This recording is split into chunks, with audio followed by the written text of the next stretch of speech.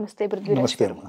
Shanmukh Jaswanth social media ప్లాట్ఫామ్లో ఇన్ఫ్లుయెన్సర్గా ఎంతో పేరు తెచ్చుకున్నారని చెప్పుకోవచ్చు. అండ్ దాంతోపాటు బిగ్ బాస్లో కూడా మనం చూస్తే రన్నర్గా రాణించగలిగిన వ్యక్తి, కొన్ని లక్షల మందిని ఇన్ఫ్లుయెన్స్ చేసే ఒక పర్సన్ ఇవాళ మనం ఒక గంజాయి కేసులో ఇరుక్కున్నాడని మనం వింటూ ఉన్నాము. వాస్తవ కోణాలు చూస్తే డాక్టర్ మౌనిక అనే అమ్మాయి వాళ్ళ అన్నతో వివాహానికి ఆల్రెడీ అనుకున్నాము, వివాహం నన్ను పక్కకు తప్పించి ఇంకొక అమ్మాయితో మ్యారిటల్ లైఫ్లోకి ఎంటర్ అవబోతున్న ప్రాసెస్లో నేను కంప్లైంట్ ఇవ్వడం జరిగింది. నాకు షణ్ముఖ్ జశ్వంత్ ద్వారానే పరిచయము.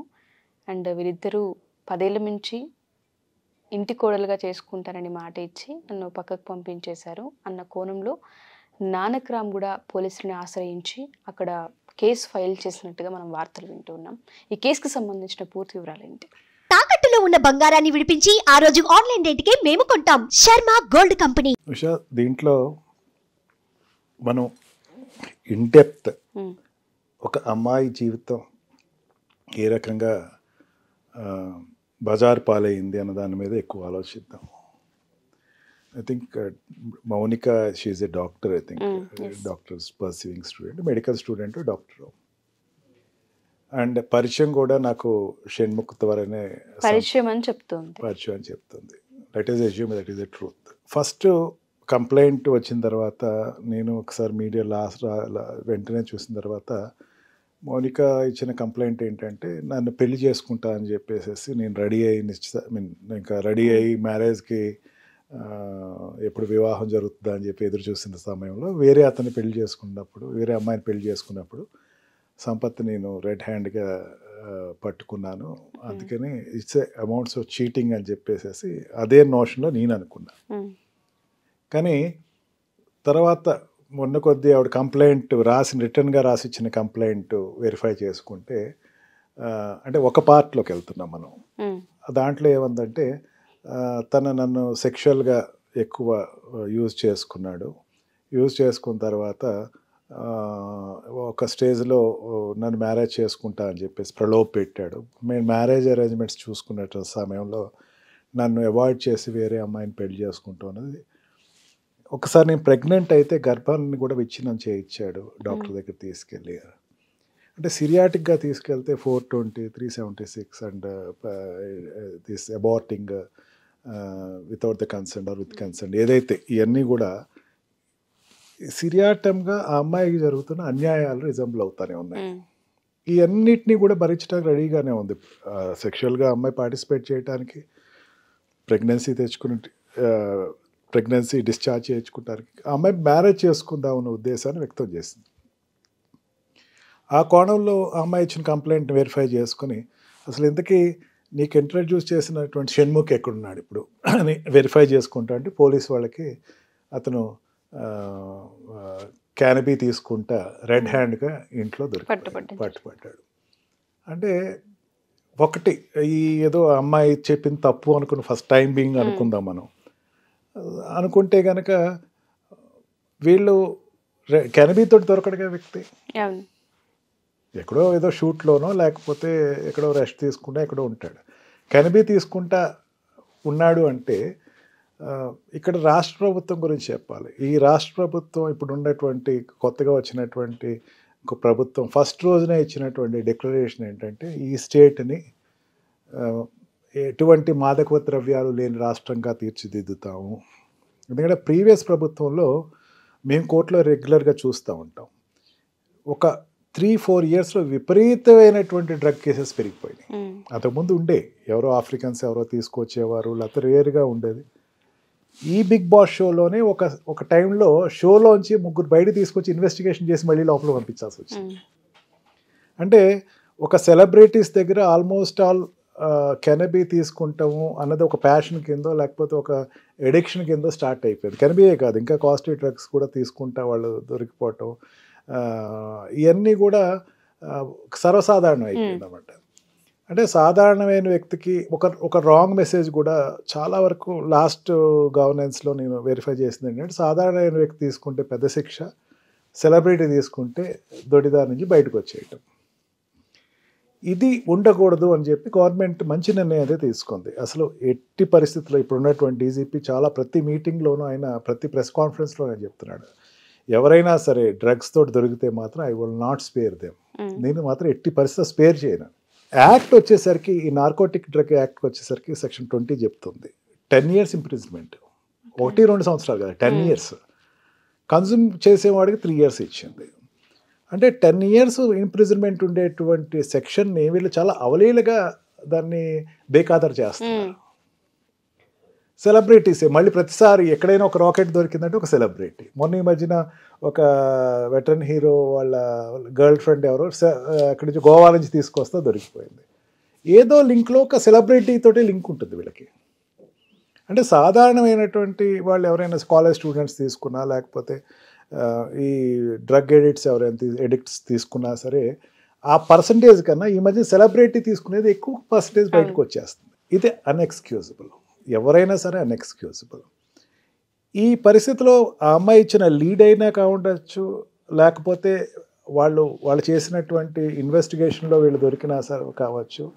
ఇప్పుడు 3 angles నుంచి 4th angle వెళ్ళిపోయింది కేసు. ఒకటి ఏంటంటే ఆ అమ్మాయికి జరిగిన అన్యాయం, రేప్ కేసు, లేకపోతే కంటిన్యూస్గా sexual intercourse with false promises కావచ్చు, అది రేప్ కిందే వస్తుంది. అండ్ పెళ్లి చేసుకుంటానని చెప్పేసి ప్రెగ్నెన్సీ అయితే డిశ్చార్జ్ చేయించడం, వేరే అమ్మాయిని పెళ్లి చేసుకుంటాం అనేది ఒక కోణంలోకి వెళ్ళిపోతే సంపత్ విషయంకి వచ్చేసరికి సంపత్ వీళ్ళిద్దరు కలిసి ఉన్న రూమ్లో చాలా ఎక్కువ మోతాదులో డ్రగ్స్ దొరికినాయి అని చెప్పేసి చెప్పటం. ఆ డ్రగ్స్ అనేది వీళ్ళు కన్జ్యూమ్ చేసుకుంటా తను దొరికిపోవటం, రెడ్ హ్యాండ్గా దొరికిపోవటం. ఇదంతా ఏంటంటే దే ఆర్ మామూలుగా ఈ సెలబ్రిటీ అంతా పక్కన పెట్టుకున్నాం అనుకుంటాం కొంచెం విషయం. They are anti social elements.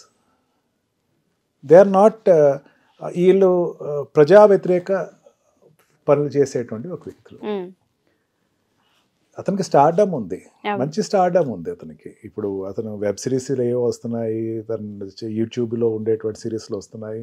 అతనికి మంచి ప్రామినెన్స్ రోలే ఉంది. బిగ్ బాస్లో రన్నర్కి వెళ్ళటం అంటే అంత ఈజీ కాదు. ఆ షో నేను కూడా ఫాలో అయ్యాను. చాలా చిన్న లో నుంచి ఒక్కసారి దీనికి వెళ్ళారు. ఈవెన్ అతనికి మంచి ఫాలోయింగ్ ఉన్న వ్యక్తి, ఒక చరిష్మా గల వ్యక్తి. చరిష్మా గల వ్యక్తి ప్రతిసారి జనాలు పబ్లిక్ మోసపోయేది ఏంటంటే చరిష్మా గల వ్యక్తి చరిష్మాకే పనికొస్తాడు. అతను ఒరిజినల్ చరిష్మా అనేది బ్యాక్ సైడ్ ఆఫ్ ఫేస్ అనేది ఏదైతే ఉందో అతనికి చరిష్మా లేదు అన్నది ఇంకొకసారి బయటపడినట్టు అయింది. ఆ అమ్మాయికి జరిగిన అన్యాయంలో షణ్ముఖ్ అతని బ్రదర్ని పరిచయం చేసిన తర్వాత సెలబ్రిటీస్ దగ్గర జనరల్గా వీళ్ళు క్రేజ్ అయ్యి వాళ్ళతో ఎక్కువ మూవ్ అవుతూ ఉంటే పార్టీస్ తీసుకెళ్ళి పరిచయాలు చేయటం, తర్వాత ఇగో మా బ్రదర్ పే చేసుకుంటాడు ఇక్కడ ఈ అమ్మాయి చెప్పి మోసం చేయటం. ఖచ్చితంగా అమ్మాయి తీసుకున్న డిసిషన్, ఆ అమ్మాయి లైమ్ లైట్లోకి వచ్చింది కానీ అనేక మంది లైమ్ లైట్లోకి రాకుండా ఆరిపోయే దీపాలు చాలా ఎక్కువ ఉన్నాయి. సెలబ్రిటీ అని చెప్పేసి క్రావ్ అయ్యి అతని దగ్గరికి వెళ్తే అతనేమో మళ్ళీ ఈ అమ్మాయి కాదు ఇంకో అమ్మాయిని పెళ్లి చేసుకుంటాం అంటే వీళ్ళ ఆడవాళ్ళ జీవితాలంటే చాలా ఈజీ క్యాజువల్ అయిపోయారు. వీళ్ళకి క్యాజువల్గా ఆడుకోవచ్చు ఆడవాళ్ళతో ఏం చేసినా సరే వాళ్ళు గట్టిగా అడిగేవాళ్ళు ఎవరు లేరు. అంతే కదా ఉషా, నేను ఇంకో పెళ్లి చేసేసుకుంటానికి వెళ్ళిపోయాడు అతను అంటే ఈ అమ్మాయికి నువ్వు మ్యారేజ్కి రెడీగా ఉండు అని చెప్పేసి ఇంకో అమ్మాయిని పెళ్లి చేసుకుంటానికి వెళ్ళిపోయాడు అంటే ఈ అమ్మాయి ఏం చేయదనే కదా, ఈ అమ్మాయి ఏం చేస్తుంది అని చెప్పి. అంటే ఈ అమ్మాయిలో ఏమీ చేయదు అనేటువంటి ఒక దృక్పథాన్ని ఏదో చూసుంటాడు అతను. చూసిన తర్వాత ఈ అమ్మాయిని వదిలించుకొని ఇంకో అమ్మాయిని పెళ్లి చేసుకుంటాం. Definitely both are answerable. Shanmukh answerable ఉంటాడు, వాళ్ళ బ్రదర్ సంపత్ ఇద్దరు ఆన్సరబుల్ ఉంటారు. పరిచయం చేసినప్పుడు బ్రదర్కి పోనీ ఒక ఫ్రెండ్ పరిచయం చేస్తే అనుకోవచ్చు, ఫ్రెండ్కి కాదు పరిచయం చేస్తుంది, వాళ్ళ బ్రదర్కి ఓన్ బ్రదర్కి పరిచయం చేశాడు. ఓన్ బ్రదర్ పరిచయం చేసినప్పుడు ఖచ్చితంగా సెకండ్ మ్యారేజ్లో కూడా తన ప్రోత్బలం ఉండుంటుంది. లేకపోతే ఇంట్లో కూర్చొని డ్రగ్స్ తీసుకోడు కదా కూర్చొని. అండ్ ఇంకో విషయం ఏంటంటే అమ్మాయి చాలా క్లియర్గా అక్కడ మెన్షన్ చేస్తుంది, ఏదైతే నానక్రామగూడ పోలీస్ స్టేషన్కి వెళ్ళి కేసు ఫైల్ చేసే ప్రాసెస్లో 15 years నుంచి నాకు పరిచయం అని, ఫస్ట్ అవకాశాలు ఇప్పిస్తానని చెప్పి ఫ్రెండ్షిప్ చేశారని, ఆ తర్వాత వాళ్ళ అన్నకి పరిచయం అయ్యాడని, పెళ్లి చేసుకుంటానన్నారని, ఆ తర్వాత ఫామ్ హౌస్కి తీసుకెళ్లారని, నా దగ్గర అన్ని ప్రూఫ్స్ ఉన్నాయని తను చెప్పడం జరుగుతుంది. అబార్ట్ కూడా అయిపోయింది, బట్ నేను అవన్నీ యాక్సెప్ట్ చేసి ముందుకు రావడానికి కారణం పెళ్లి చేసుకుంటారన్న హోప్ నాకుంది, బట్ మనుషులే కరెక్ట్ కాదు అన్న విషయాన్ని తెలియజేస్తుంది. అవునమ్మా. అంటే వీళ్ళకి న్యాయ వ్యవస్థ ఎటువంటి సెక్షన్స్ విధించే అవకాశం? ఖచ్చితంగా మనం చెప్తున్నాం కదా, 376 ఏదైతే ఉందో సంపత్ వాళ్ళ బ్రదర్కి ఎట్లా ఉందో దాంట్లో ఇట్స్ అన్ లైఫ్ ఇంప్రిజన్మెంట్. అది ఈజీగా 376 రేప్లో అదొక రకమైనటువంటి సెక్షువల్ హరాస్మెంట్ తోటి ఉండే rape. And aborting, forceful aborting are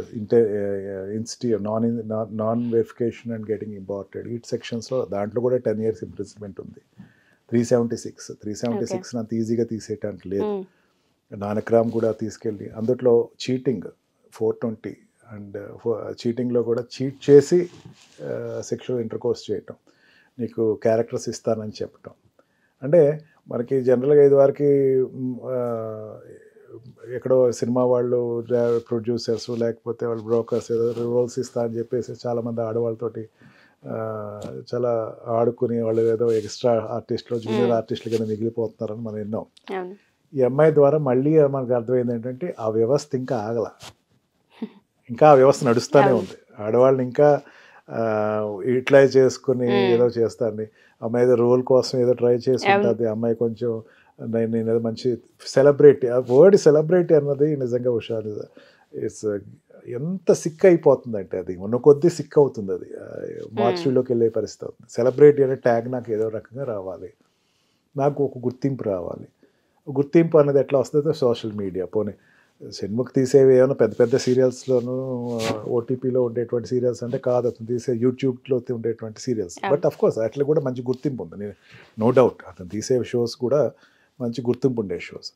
ఇట్లా ఇంకా ఎంతమంది ఆడవాళ్ళతో అతను వాళ్ళు ఇట్లా ప్రవర్తించి ఉండాలి. ఒక అమ్మాయితో అయితే అనుకోవచ్చు, ఒక అమ్మాయిని కాదు, వాళ్ళు ఇంకా చాలామంది ఆడవాళ్ళతోటి వాళ్ళు ఇదే రకంగా వ్యవహరించి ఉండాలి. ఇదంతా ఇన్వెస్టిగేషన్ జరగాలి. ఒక అమ్మాయి బయటకు వచ్చింది, సీరిటంగా ఇంకో కొంతమంది బయటకు వస్తారు. ఇప్పుడు నాకు కూడా అన్యాయం జరిగింది, నాకు కూడా అమ్మాయి అన్యాయం జరిగింది అని చెప్పేసి అమ్మాయికి ఎందుకు ఏ సీరియల్లో అవకాశం ఇవ్వాల? ఇప్పుడు అవకాశం ఇచ్చారు అమ్మాయికి, ఖచ్చితంగా మనకి న్యూస్లో కూడా లేకపోతే అమ్మాయి ఇచ్చిన రిపోర్ట్లో రాసి ఉండేది, ఏమైనా రాసి ఉండేది, నాకు ఒక సీరియల్ అవకాశం కల్పించారు. Nothing is there as such. అమ్మాయిని ఏం లైమ్ లైట్లోకి తీసుకురాలా, కాకపోతే అమ్మాయిని వాడుకున్నారు. అమ్మాయిని వాడుకుని ఆ అమ్మాయిని నిదానం చూసుకో అని చెప్పేసి వదిలేసేసి తప్పించుకెళ్ళిపోవటం అనమాట. అది నిజంగా డెలిబరేట్ చీటింగ్. అది దాంట్లో ఖచ్చితంగా it is a punishable offence. ఖచ్చితంగా పెద్ద పనిష్మెంటే ఉంటుంది దాంట్లో. లైఫ్ ఇంప్రిజన్మెంట్ అంటే ఇంకా అంతకన్నా పెద్ద పనిష్మెంట్ ఏమి ఉండదు. ఎలాగో విచారణ జరుగుతుంది కాబట్టి అసలు ఏం మేబీ ఎంత టైం తీసుకుంటారో మనకైతే ఐడియా లేదు, కానీ విచారణ ఇది వరకు ఇట్లా కాదు ఉషా. ఇప్పుడు రేప్ కేసెస్ అన్నీ కూడా చాలా ఫాస్ట్గానే వితిన్ 1 yearలోనే, అంటే జడ్జెస్ జ్యుడిషియల్ సిస్టమ్ తీసుకునేటప్పుడు వితిన్ 1 yearలోనే, వితిన్ 6 monthsలోనే తీసుకునే సందర్భాలు కూడా ఉన్నాయి. ఎంఐ కేసు కూడా రేరెస్ట్ ఆఫ్ రేర్ కేసులో తీసుకుని వెంటనే విచారణ జరిగితే కనుక ఒక మోరల్ ఇన్వెస్టిగేషన్ నడుస్తుంది, ఇంట్రాగేషన్ ఉంది, చాలా పెద్ద ప్రాసెస్ ఉంది దీంట్లో. చూద్దాం సార్, ఈ కేసుకి సంబంధించి నిజానిజాలు ఏంటో బయటికి రావాలని కోరుకుందాం. Thank you sir, thank you so much.